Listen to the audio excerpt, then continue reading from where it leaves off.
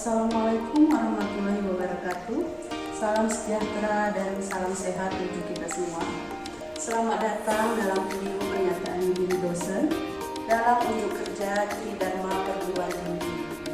Perkenalkan, saya Safi Dayanti, SPD MSI, dosen program studi Pendidikan Ekonomi, Fakultas Ilmu Pendidikan, Universitas Muhammadiyah Makassar Aceh. Saya merupakan pengampu mata kuliah pengantar ilmu ekonomi mikro.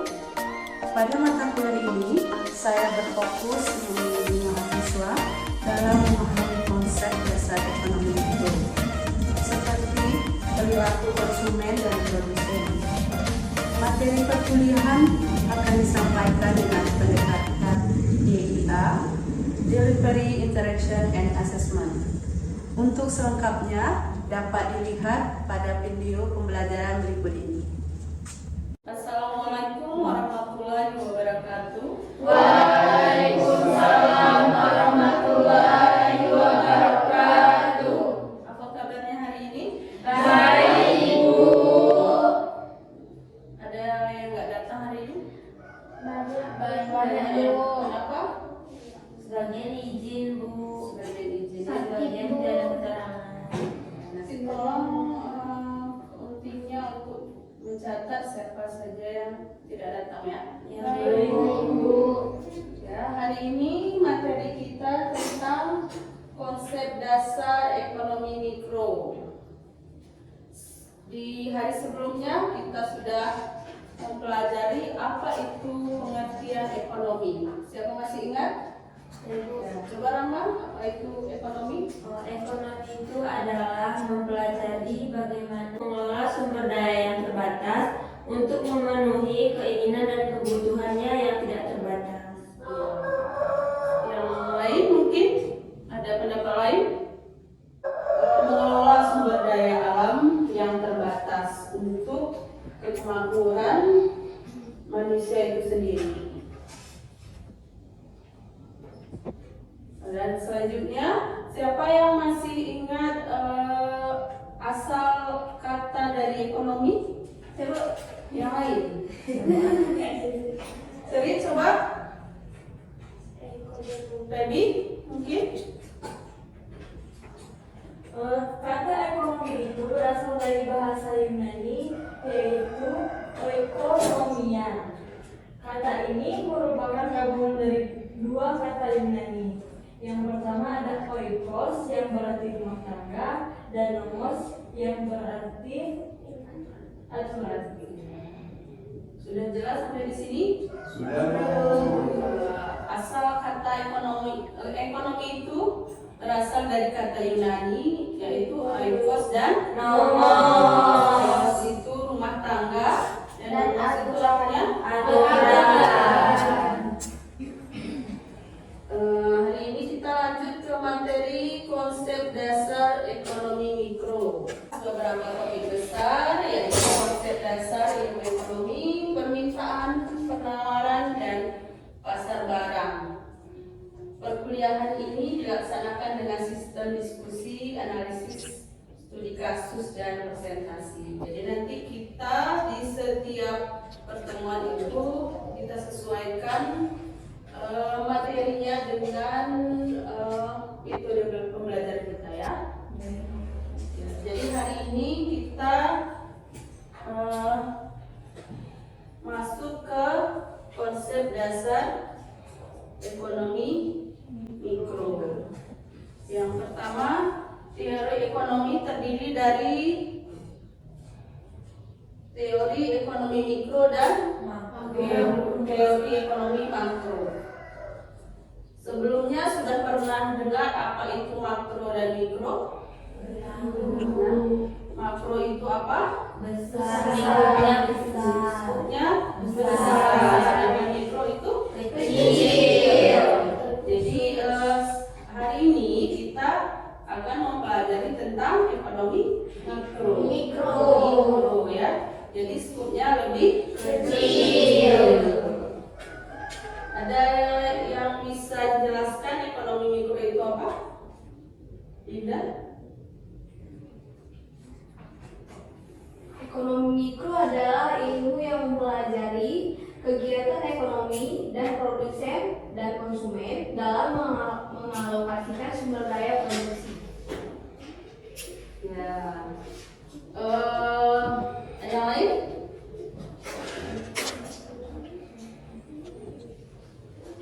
Misalnya kan kalau ekonomi mikro itu kan lingkupnya itu kecil.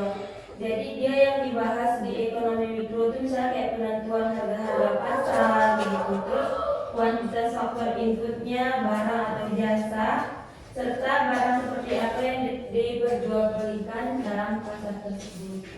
Nah,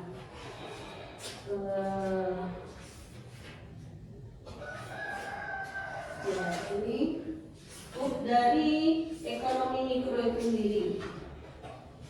Yang pertama, rumah tangga konsumen. Kita bahas pertama, rumah tangga konsumen itu bagaimana mereka mengambil keputusan untuk membeli barang atau jasa. Yang kedua, perusahaan atau produsen. Bagaimana mereka menentukan jumlah produksi, harga jual, dan cara mengelola biaya. Yang ketiga, pasar barang atau jasa. Bagaimana harga ditentukan oleh interaksi permintaan dan penawaran. Yang keempat, faktor produksi seperti tenaga kerja, modal, dan tanah, serta bagaimana harganya ditentukan.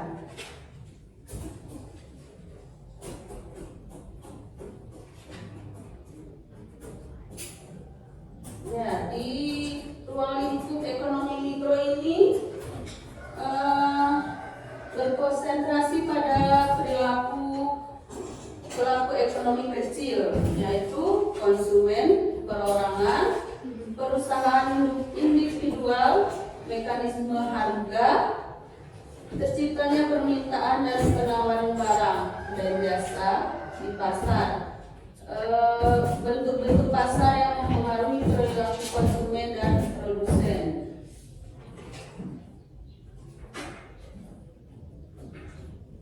Selanjutnya kita bahas tentang 3 pembahasan pokok mikroekonomi. Yang pertama, teori harga. Yang kedua, teori produksi. Yang ketiga, teori distribusi. Ya, kita lanjut lagi ke 3 pembahasan pokok mikroekonomi. Yang pertama itu ada teori harga. Yang kedua ada teori produksi, dan yang ketiga ada teori distribusi. Mungkin di sini kalau masalah harga kita paham ya, harga itu adalah nilai suatu barang ya, yang ada di pasar. Sedangkan teori produksi, pernah dengar kata produksi? Apa itu produksi? Membuat suatu barang. Membuat suatu barang. Sedangkan distribusi? Menyalurkan barang.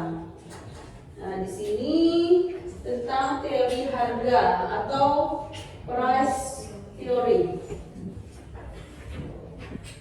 yaitu menganalisa proses penentuan tingkat harga dan jumlah barang dan jasa yang diperjualbelikan di pasar. Teori harga menjelaskan yang pertama, bagaimana para penjual dan para pembeli bertindak dalam pasar dari suatu jenis barang. Yang selanjutnya, bagaimana menentukan jumlah barang dan jasa yang diperdagangkan dan tingkat harga yang berlaku atas barang dan jasa tersebut. Produksi atau production theory. Di sini teori produksi sendiri yaitu untuk menganalisis proses penentuan besarnya volume produksi yang relatif memberikan keuntungan maksimal bagi perusahaan atau produsen proses memilih faktor-faktor produksi yang digunakan sehingga akan meminimumkan biaya produksi dan memaksimumkan keuntungan. Ada yang ditanyakan dari teori produksi? Kita lanjut. Lanjut. Yang selanjutnya teori distribusi atau distribution theory, yaitu teori yang menganalisis berbagai faktor yang menentukan pendapatan masing-masing faktor produksi, menganalisis faktor-faktor yang menentukan tingkat upah tenaga kerja, tingkat bunga modal per kapita yang digunakan, dan tingkat keuntungan yang diperoleh perusahaan. Lanjut dengan teori distribusi atau distribution theory. Teori distribusi yaitu yang menganalisis berbagai faktor yang menentukan pendapatan masing-masing faktor produksi, menganalisis faktor-faktor yang menentukan tingkat upah tenaga kerja, tingkat bunga modal atau kapital yang digunakan, dan tingkat keuntungan yang diperoleh perusahaan. Di sini ada kata-kata distribusi. Ada yang pernah dengar kata-kata distribusi? Distribusi Menyalurkan barang. menyalurkan barang dari mana? Disalurkan konsumen. Yang lain? Pendapat yang lain? Contohnya distribusi ini misalnya di pedagang. Di sini kan banyak ada pabrik tahu ya. Pabrik tahu itu misalnya pabrik tahu itu menyalurkan tahunya ke konsumennya itu siapa? Pasar rumah tangga atau masyarakat. Pasar, ke ibu-ibu rumah tangga.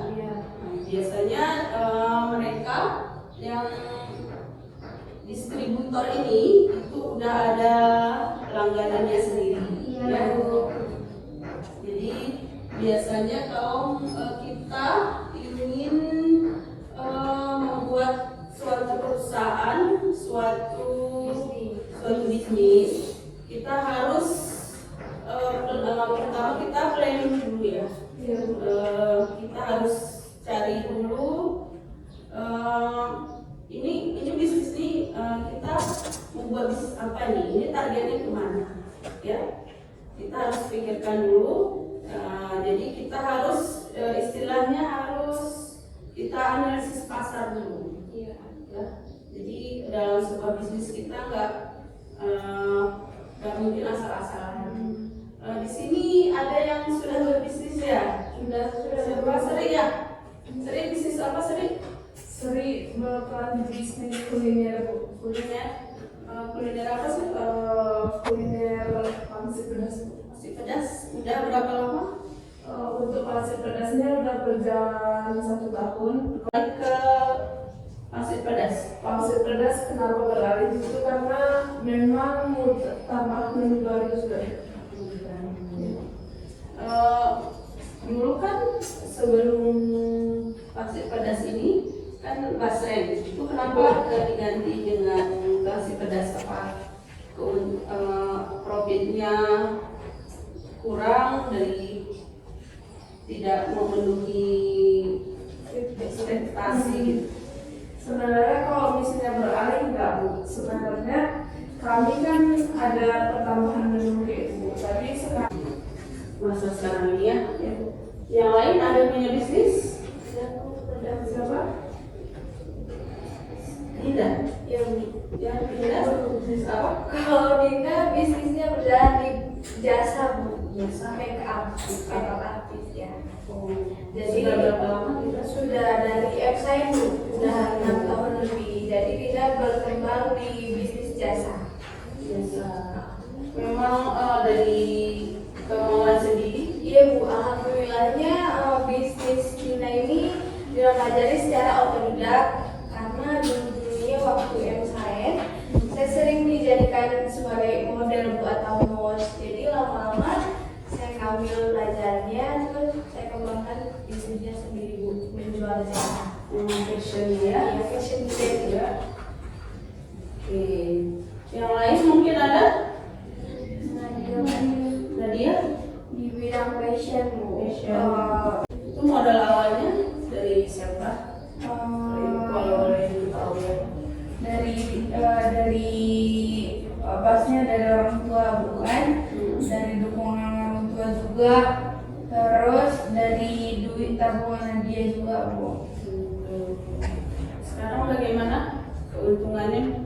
Alhamdulillah Bu, dari berjalannya usaha Nadia bisa membeli barang-barang yang diinginkan seperti mobil Sudah Bu, alhamdulillah. Terus HP, handphone bukan, terus tanah Bu. tanah. Nanti bagi-bagi Ibu Idi ya. Yang cowok-cowok, yang abang belum punya usaha. Oh dia? Belum ya. Ada kepikiran nggak nantinya akan ke usaha apa gitu?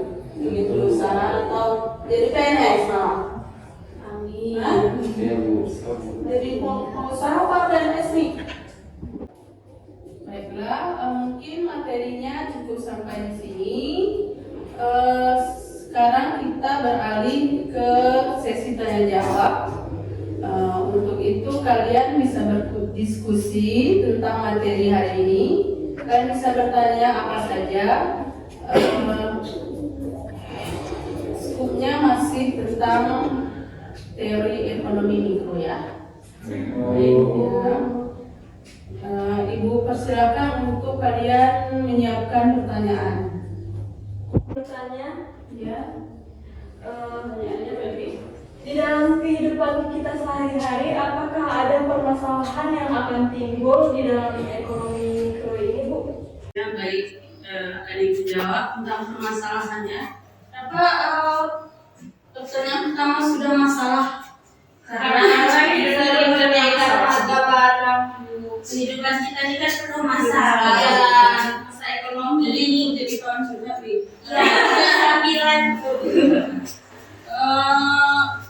tentang masalah ya, tentu banyak masalah yang ada di ekonomi mikro ya. Itu tentang kenaikan harga barang.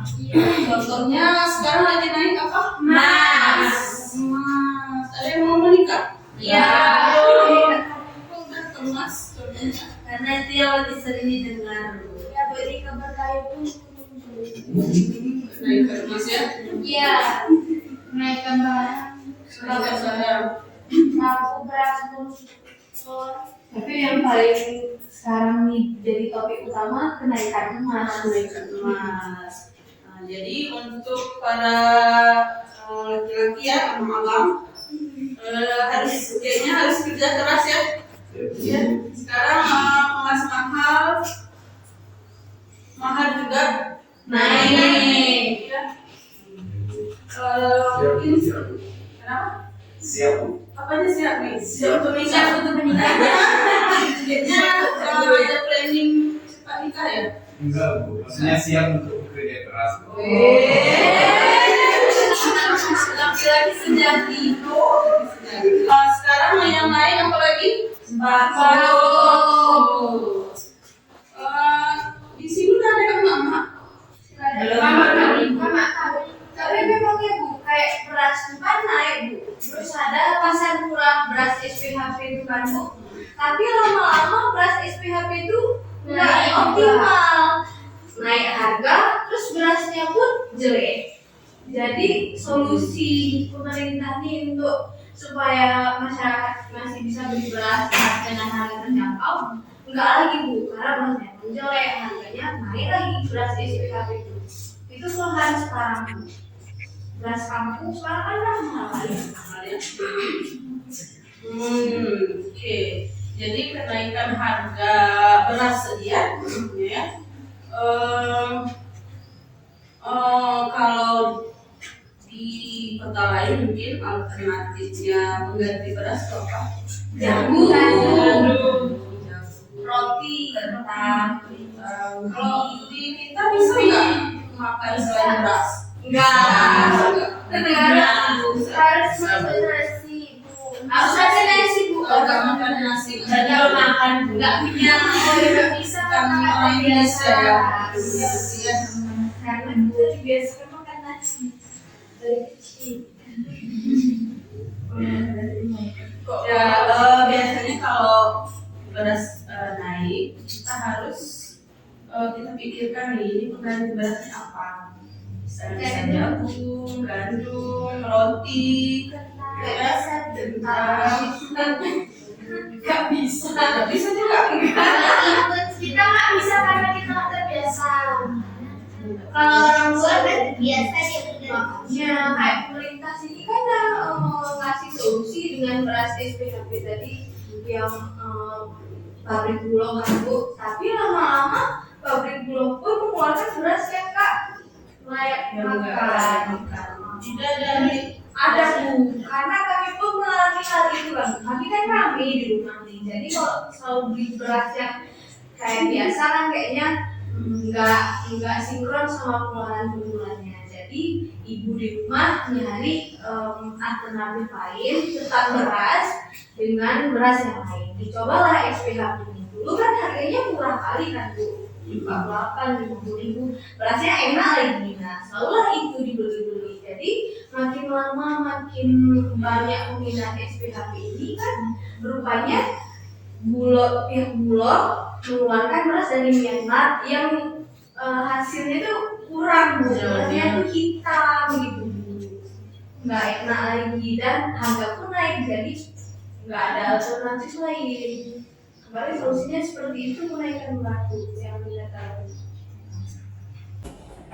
Baiklah, karena sesi diskusi kita akhiri sampai di sini.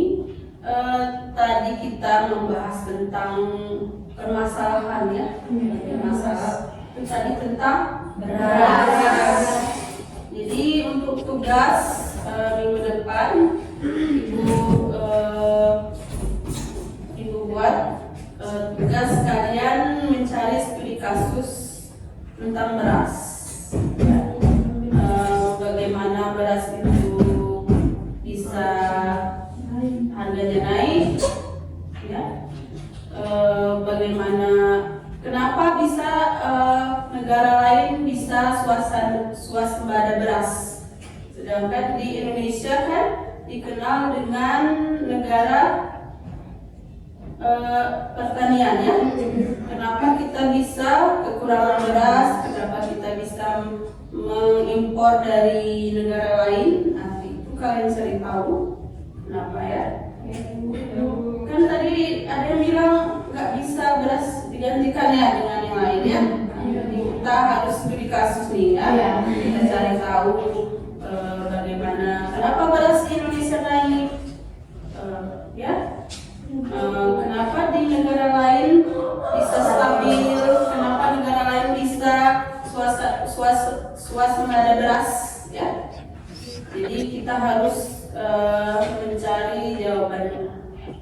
Oke, ya Bu. Mungkin untuk hari ini Ibu Padai sampai di sini. Ibu mengucapkan terima kasih banyak. Alhamdulillahirrahmanirrahim untuk hari ini. Mungkin bisa dipandu berdoa. Bisa Bu. Ya, bisa. Untuk topik. Ya, untuk topik kita mulai berdoa. Untuk memberkati proses pembelajaran kita pada pagi yang berbahagia ini, alangkah baiknya kita tutup dengan membaca doa Kifaratul Majlis. Mari sama-sama kita berdoa. Subhanakallahumma wa bihamdika asyhadu an la ilaha illa anta astaghfiruka wa atubu ilaik. Ya, untuk mengakhiri hari ini, Ibu mengucapkan wassalamualaikum warahmatullahi wabarakatuh. Waalaikumsalam warahmatullahi wabarakatuh.